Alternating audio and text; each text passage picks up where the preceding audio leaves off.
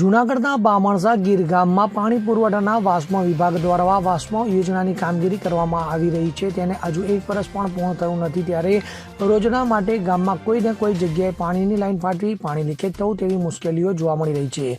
ત્યારે આ બાબતે ગ્રામ પંચાયત, સરપંચ અને તલાટી દ્વારા વાસ્મો વિભાગ વેરાવળના અધિકારીઓને ઘણી વખત રજૂઆત કરવા છતાં આ પ્રશ્નનું કાયમી નિરાકરણ આવેલ નથી, જેને લઈ આ બાબતે ગામના જાગૃત નાગરિક રઘુવીર દ્વારા વાસ્મોના ગાંધીનગર સ્થિત ચીફ ઇજનેરને લેખિતમાં ફરિયાદ કરી કામગીરીમાં કોન્ટ્રાક્ટર દ્વારા બેદરકારી કરેલો હોય તો તે બાબતે તપાસ કરી યોગ્ય કાર્યવાહી કરવા જણાવવામાં આવ્યું છે. તેમજ વેરાવળ વાસ્મોના અધિકારીને પણ ટેલિફોનિક જાણ કરી આ બાબતે તાત્કાલિક કાર્યવાહી કરવા માટે જણાવ્યું છે.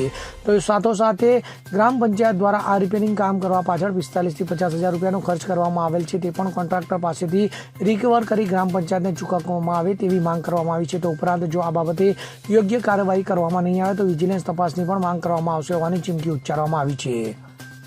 જગદીશ અર્ધવી સાથે CN24 ન્યૂઝ તાલાલા. હવે જુઓ દેશ દુનિયાની તમામ ખબરો તમારી આંગળીના ટેરવે.